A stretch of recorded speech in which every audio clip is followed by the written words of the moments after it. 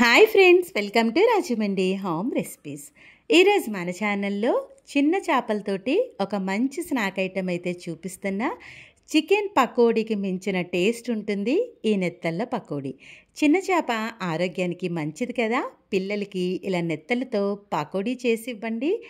ఒక్కటి తినడం మొదలెడితే మొత్తం ప్లేట్ తినేస్తారు.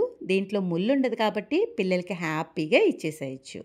మా గోదావరి సైడ్ నాన్ వెజ్ భోజనాలు అంటే నెత్తళ్ళ పకోడీ ఉండి తీరాల్సిందే. టేస్ట్ కూడా చాలా చాలా బాగుంటుంది.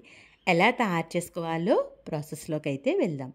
వెళ్ళే ముందుగా మన ఛానల్లో మంచి టేస్టీ ఫ్లేవర్ తోటి పచ్చి నెత్తళ్ళ ఇగురు అనేది విడిపోకుండా పర్ఫెక్ట్ టిప్స్ తోటి ఎలా తయారు చేసుకోవాలో ప్రీవియస్గా వీడియో చేశాను.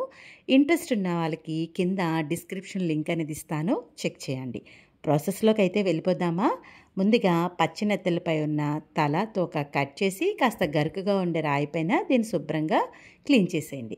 ఇలా క్లీన్ చేస్తే దానిపైన పొట్టంతా పోతుంది. పసుపు ఉప్పు వేసి 2 సార్లు శుభ్రంగా నీట్గా కడగండి. ఇలా క్లీన్ చేసుకున్న పచ్చి నెత్తల్ని ఒక బౌల్లోకి తీసుకోండి. ఇదైతే ఒక 1/2 కిలో దాకా ఉంటుంది. 1/2 స్పూన్ దాకా పసుపు, అలానే ఒక 2 స్పూన్ల దాకా రెడ్ చిల్లీ పౌడర్ కూడా వేస్తున్నా. టేస్ట్కి సరిపడా సాల్ట్ వేసుకోండి. నేను చెప్పే ఈ స్పైసెస్ అనేది మైల్డ్గా ఉంటుంది. 1 స్పూన్ దాకా ఫ్రెష్గా దంచి పెట్టుకున్న అల్లం వెల్లుల్లి పేస్ట్ వేసుకోండి. పకోడీ పైన లేయర్ క్రిస్పీగా రావడానికి 2 టేబుల్ స్పూన్స్ దాకా కార్న్ఫ్లోర్ వేసుకుంటున్నా. బైండింగ్ కోసం 1 టేబుల్ స్పూన్ దాకా బియ్యపిండిని వేసుకోండి. మంచి ఫ్లేవర్ కోసం 1 టేబుల్ స్పూన్ దాకా శనగపిండిని కూడా వేస్తున్నా. ఒక 1/2 స్పూన్ దాకా ధనియాలు జీలకర్ర పొడిని వేసుకోండి. గరం మసాలా కూడా ఒక 1/2 స్పూనే వేసుకోండి, మరి ఎక్కువ కూడా వేయనవసరం లేదు. ఒక లెమన్ని ఈ విధంగా స్క్వీజ్ చేసి వేసేసుకోండి. దీంట్లో వాటర్ ఏమీ వేయనవసరం లేదండి. ఆల్రెడీ నెత్తళ్ళు కడిగిన తడి ఉంటుంది కదా, ఆ తడితోనే చక్కగా ఇదంతా కూడా కోట్ అయిపోతుంది. మీకు బైండ్ అవ్వట్లేదంటే కొంచెం వాటర్ని స్ప్రింకిల్ చేయండి. ఇలా కలిపిన తర్వాత ఒక 2 గంటల పాటు ఫ్రిడ్జ్లో పెట్టేసేయండి.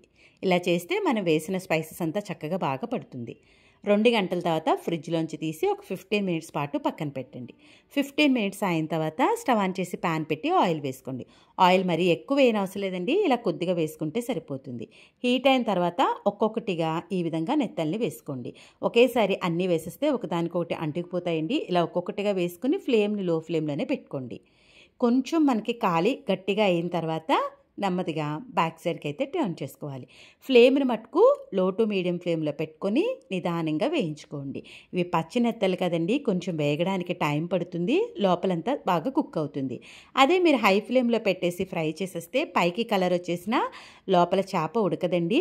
లో టు మీడియం ఫ్లేమ్లోనే ఇలా నిదానంగా అటు ఇటు తిప్పుతూ 2 సైడ్స్ కూడా గోల్డెన్ కలర్ వచ్చే వరకు ఫ్రై చేసుకోవాలి. చూడండి, చక్కగా 2 సైడ్స్ కూడా మంచి గోల్డెన్ కలర్లో ఫ్రై అయింది కదా.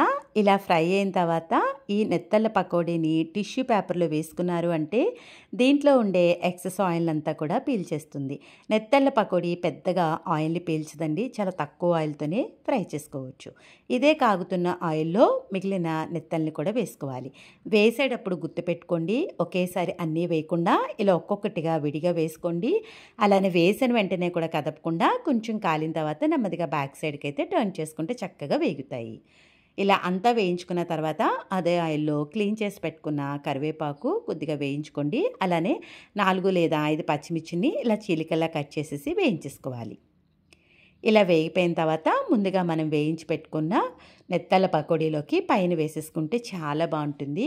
చూస్తున్నారు కదా, ఎంతో టేస్టీగా ఉండే నెత్తళ్ళ పకోడీ అయితే రెడీ అయిపోయింది. ఇంకెందుకు ఆలస్యం, మీరు కూడా నేను చెప్పిన ఈ కొలతలతోటి నెత్తళ్ళ పకోడీని ట్రై చేసిన తర్వాత ఎలా వచ్చిందనేది మీ అమూల్యమైన ఫీడ్బ్యాక్ని నా కామెంట్ సెక్షన్లో తెలియజేయండి. మీ అందరికీ నా వీడియో నచ్చిందనే అనుకుంటున్నా. Thanks for watching my video. Please like, comment, share, subscribe my channel.